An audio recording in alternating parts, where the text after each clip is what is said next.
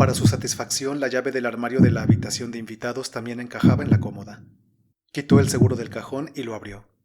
Pero dentro no había nada más que un rollo de recortes de periódico ya sucios y descoloridos por el tiempo. Alex exhaló un suspiro de alivio. Sin embargo, miró los recortes, curiosa por saber qué tema había interesado tanto a Gerald que se había tomado la molestia de conservar el rollo polvoriento.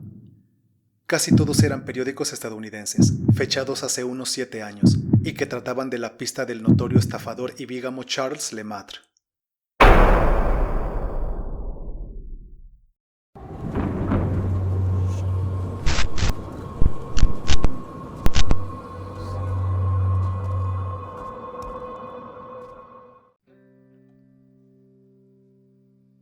Alex lo miró sorprendida. El rostro de su marido estaba convulsionando de ira. Ella nunca lo había visto tan enojado. Al ver el asombro de la chica, Gerald hizo un esfuerzo por recuperar el control de sí mismo.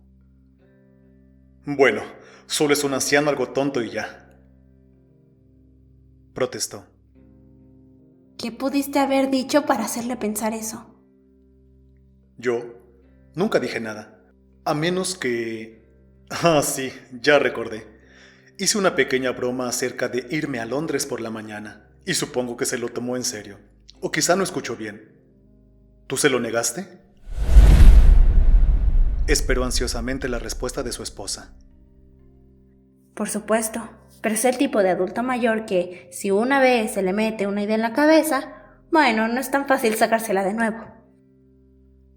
Luego le contó la insistencia del jardinero en la suma solicitada por la cabaña. Gerald guardó silencio durante 1 o 2 minutos y luego dijo lentamente: Ames estaba dispuesto a aceptar 2,000 en efectivo y los 1,000 restantes en hipoteca. Supongo que ese es el origen de ese error.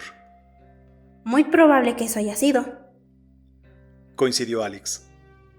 Luego miró el reloj y lo señaló con un dedo travieso. Deberíamos bajar de una vez a revelar, Gerald. Ya llevamos 5 minutos de retraso. Una sonrisa muy peculiar apareció en el rostro de Gerald Martin. He cambiado de opinión. No haré ninguna fotografía esta noche, dijo serenamente. La mente de una mujer es algo curioso. Cuando se fue a la cama ese jueves por la noche, la mente de Alex estaba satisfecha y tranquila. Su felicidad momentáneamente atacada se reafirmó fuertemente como antes de todo aquello. Pero en la tarde del día siguiente se dio cuenta de que algunas fuerzas sutiles estaban actuando para volver a atraer sus dudas. Dick Quindiford no había vuelto a llamar. Sin embargo, ella sentía lo que suponía era su influencia en su rutina de aquel día. Una y otra vez acudían a ella esas palabras de aquel hombre.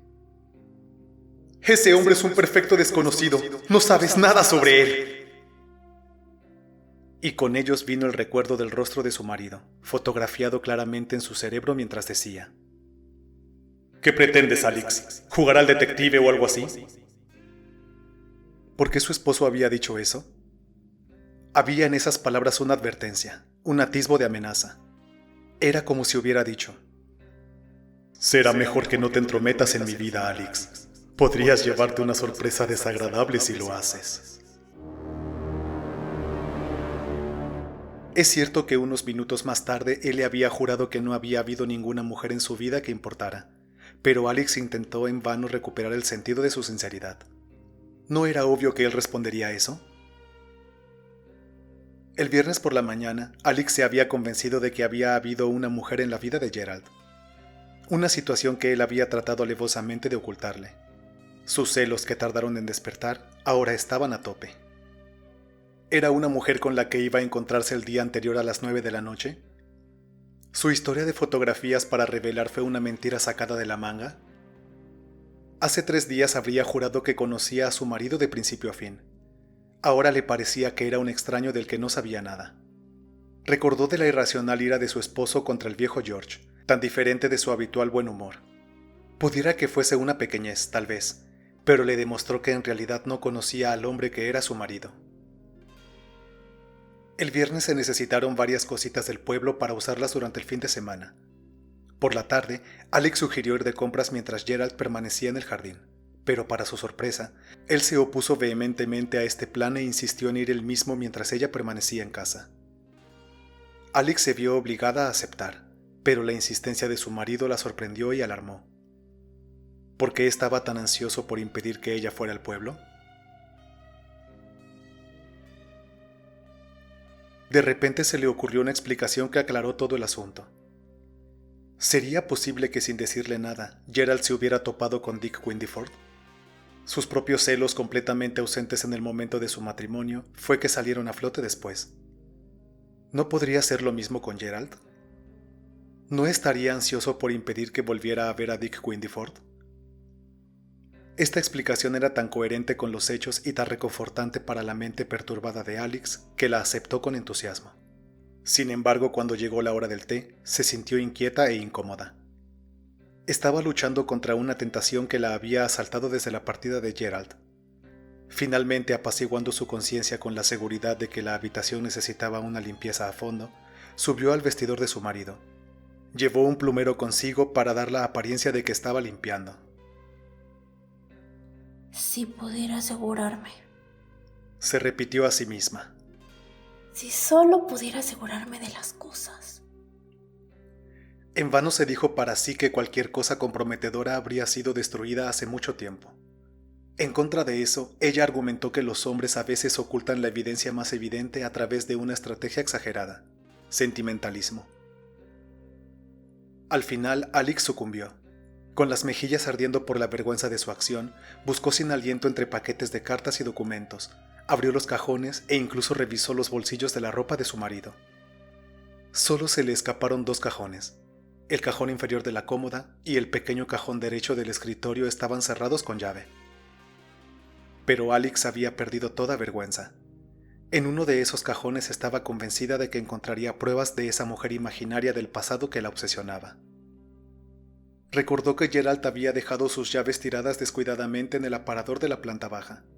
Las fue a buscar y las probó una por una. La tercera llave encajaba en el cajón del escritorio. Alex la abrió con desesperación. Había un talonario de cheques y una cartera repleta de billetes, y en el fondo del cajón un fajo de cartas atadas con un trozo de cinta adhesiva. Con la respiración entrecortada, Alex desató la cinta. Luego un profundo y ardiente rubor cubrió su rostro y dejó caer las cartas nuevamente en el cajón, cerrándolo y volviéndolo a cerrar. Porque las cartas eran suyas, escritas a Gerald Martin antes de casarse con él. Se volvió ahora hacia la cómoda, más con el deseo de sentir que no había dejado nada por hacer que con la esperanza de encontrar lo que buscaba. Para su molestia, ninguna de las llaves del manojo de Gerald encajaba en el cajón en cuestión. Para no ser derrotada, Alex fue a las otras habitaciones y trajo una selección de llaves. Para su satisfacción, la llave del armario de la habitación de invitados también encajaba en la cómoda. Quitó el seguro del cajón y lo abrió.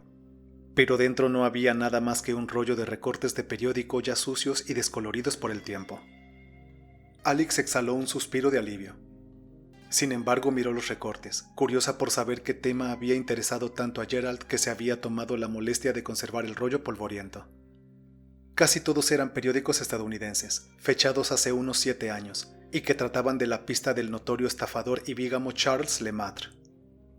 Se sospechaba que Lemaitre había eliminado a sus víctimas mujeres.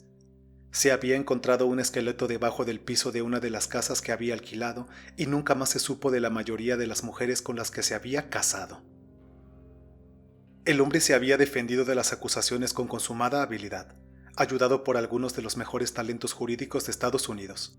El veredicto escocés de «sin pruebas suficientes» quizás hubiera explicado mejor el caso. Por la falta de las mismas, fue declarado inocente del cargo capital, aunque condenado a una larga pena de prisión por los demás cargos que se le imputaban. Alex recordó el impacto que causó el caso en aquel momento, y también la sensación que suscitó la fuga de Lemaitre unos 3 años después. Nunca había sido recapturada. La personalidad del hombre y su extraordinario poder sobre las mujeres se habían discutido extensamente en los periódicos ingleses de la época, junto con un relato de su exaltación temperamental en la corte, sus protestas apasionadas y sus ocasionales colapsos físicos repentinos, debido al hecho de que tenía un corazón débil, aunque los ignorantes lo acreditaban a sus dotes dramáticos. Había una fotografía del prófugo en uno de los recortes que Alex sostenía y la estudió con cierto interés. Un caballero de larga barba y aspecto erudito. ¿A quién le recordaba el rostro? De repente, con sorpresa, se dio cuenta de que era el propio Gerald. Los ojos y las cejas se parecían mucho a él. Quizás había conservado el corte por ese motivo. Sus ojos se dirigieron al párrafo al lado de la imagen. Al parecer ciertas fechas habían sido anotadas en la cartera del acusado, y se sostenía que eran fechas en las que había acabado con sus víctimas. Luego una mujer prestó testimonio e identificó positivamente al prisionero por el hecho de que tenía un lunar en la muñeca izquierda, justo debajo de la palma de la mano. Alex dejó caer los papeles de una mano sin nervios y se tambaleó mientras se levantaba. En su muñeca izquierda, justo debajo de la palma, Gerald tenía una pequeña cicatriz. La habitación dio vueltas a su alrededor. Después le pareció extraño que hubiera llegado inmediatamente a una certeza tan absoluta. Gerald Martin era Charles Lemaitre.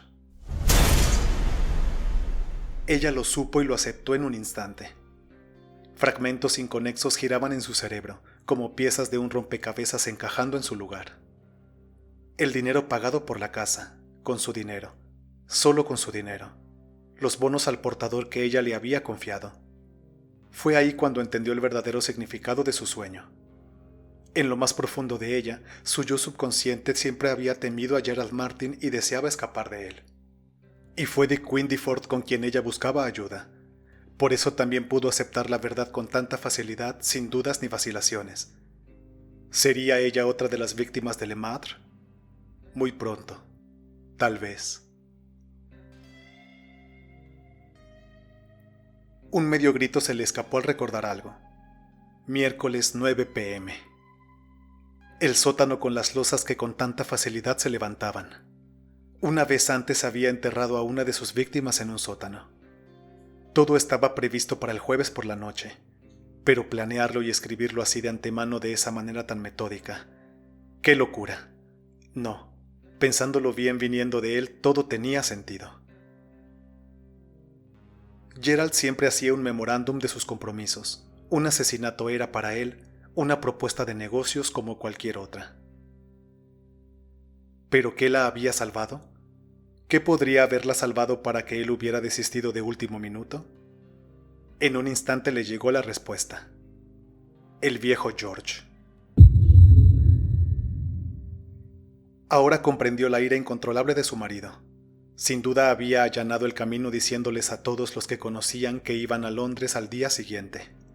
Entonces George llegó inesperadamente a trabajar, le mencionó lo de Londres y ella contradijo la historia. Era demasiado arriesgado acabar con ella esa noche con el viejo George enterándose de la verdad. Pero qué jugada maestra. Si no hubiera mencionado ese asunto trivial, quizá ahora ella estuviera... Alex se estremeció. Y luego se quedó inmóvil como congelada. Había oído el crujido de la puerta del camino. Su marido había regresado. Por un momento Alex se quedó como petrificada. Luego se acercó de puntillas a la ventana y miró desde detrás de la cortina. Sí, era su marido. Estaba sonriendo para sí mismo y tarareando una pequeña melodía. En su mano sostenía un objeto que casi hizo que el corazón de la aterrorizada mujer dejara de latir. Era una pala nueva.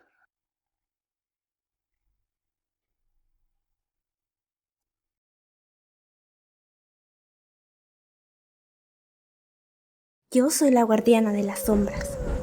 Y yo el narrador fantasma. Te invitamos a suscribirte y a que mires estos otros videos. No olvides activar la campana para no perderte ninguno de nuestros relatos. Y si te ha gustado, comparte con tus amigos. Esperamos que tus noches sean un viaje a lo desconocido y tus sueños un eco de nuestras historias.